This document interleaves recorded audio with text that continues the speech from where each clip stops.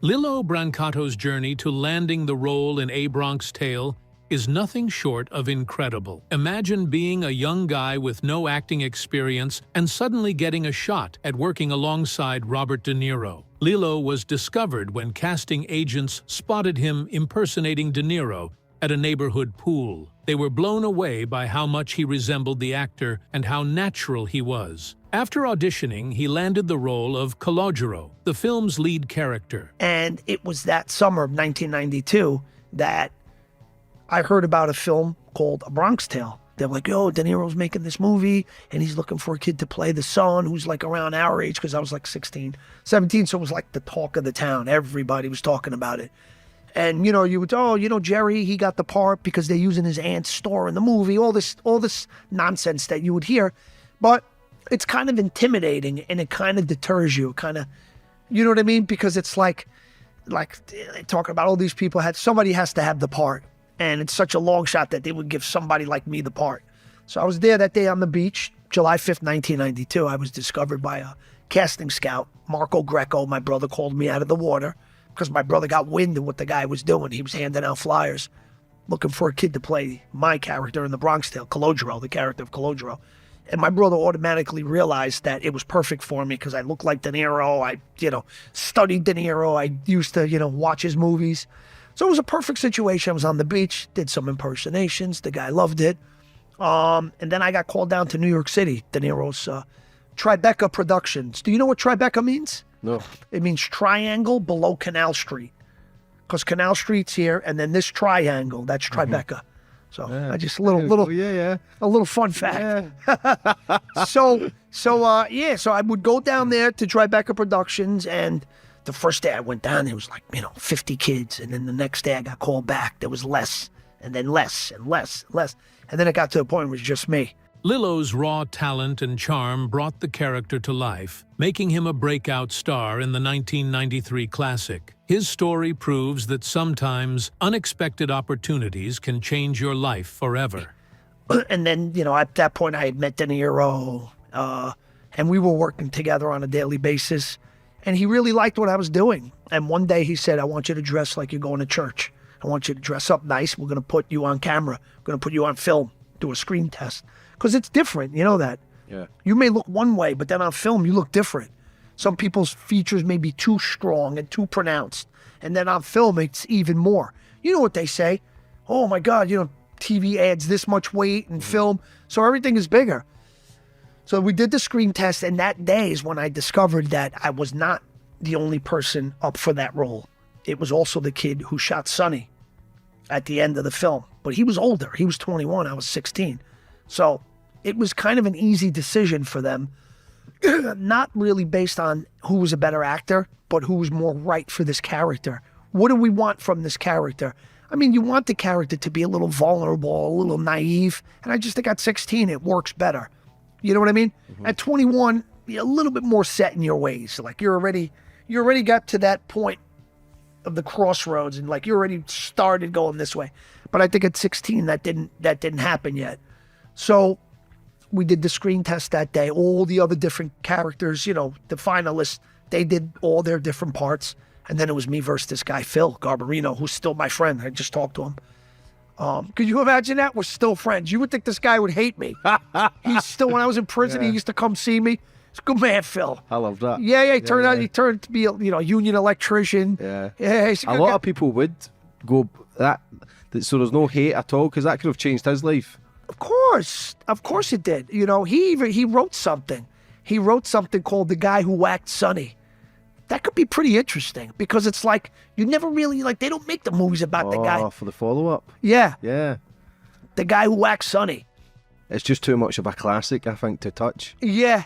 The way I would do it, though, I would do a story of his character in the movie. Yeah. It would happen simultaneous to what happened with The Bronx Tale. That is a good idea. But his character, his father got killed, remember?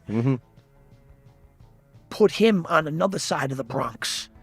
And maybe because, his mom's got cancer, his father's dead, he's a star baseball player. And maybe he's missing all the breaks because he's got to take care of his mother. And that anger and that resentment, not having his dad, Sonny killed him, and he didn't have a proper childhood, and he feels like a lot was stolen from him. You know what I mean? And maybe like him and some other guy could smoke a joint and he can tell him the story about the father and why he was killed. And maybe even a couple of scenes, you see him walk up to the bar, like right to the corner, maybe look around the corner, stalk Sonny. And then that last day, have him go right in there and do what he did. And as he comes in, you see me. Remember, I saw him, but there was this one face. It just wasn't smiling. But now he's POV of me. Sonny! You know what I mean? It could be interesting because think about it. He could be like the Joker and I'm Batman. Look how much money the Joker made. That Joker made more money than any of the Batmans. Yeah. People like that because he's like the villain, but he's not really a villain. You know what I mean? I think it could be a cool little story. Definitely. Yeah. You've sold me, mate. You've fucking sold it to me in 2 minutes. Yeah, because think about the pain. You know what I mean? Yeah, it makes sense. The resentment. Like this guy's a somebody, man. He, you saw him crying at the father's funeral. I was watching him through the window. That's powerful. That could have been my dad. It could have been your dad. You know what I mean? I mean, it's one thing he dies, but to know he got murdered in the street like that, that's something, that's a tough pill to swallow, you know? But, yeah, so we read that day. We went, scene for scene. And then that was a Thursday. By Sunday night, they told me they wanted to see me. And then they decided to go with me. I feel so bad. Like, sometimes I think about what he felt when they told him we're going to go with the other guy. Crushed him. I mean, it's not even like they could have gave him a part as one of the friends because he was too old. You know what I mean? 21 and 16 is a big difference. When you're 47 and 42, it's not a big difference. But 16, you look different in the next year. You grow and everything changes. So it's kind of like he really did get the short end of the stick. But he's such a good guy. Still my friend to this day, Phil Garbarino. And I wish him all the best. He's got some stuff going on. But yeah. And then after that, I went and got myself an agent. And then I pursued my acting career. How was your partying before A Bronx Tale? Say again? How was your partying and stuff before? Was I partying? Yeah, before A Bronx Tale. Was it during Bronx Tale you started smoking weed and shit? Yeah, that's when I started smoking. I started smoking with that kid, Phil. He drove me home one night and he had some weed in the car. I didn't know what it was. So he was like, oh, you want to try it? I said, yeah, I'll try it. So we tried it. I didn't get stoned that night. So then we smoked again on the set. But I wasn't really a partier. A little drinking on maybe a Friday night, 2 or 3 cold beers. I'd be drunk, screaming and yelling. I'd go to sleep and that was it. But that wasn't a big deal. Why do you think that film became one of the greatest of all time? I just think it has so much in it. I think it has a little bit for everyone. It had the father-son story. It had the love story. It had the mafia, the whole mafia element, which people love. And I think it was great the way they had Joe Pesci. Because you don't know it's him. And then he comes back at the end. It makes you watch the film again. And say, oh, that was him. When you remember, so I just think there's so many life lessons. It transcends time. You could watch it 40 years from now. And the message is, because there's not only one message. There's few messages in that film are going to still be relevant and are still going to apply to whatever time period we're in. So I think that's just the reason why the film is it's beautifully written, beautifully acted.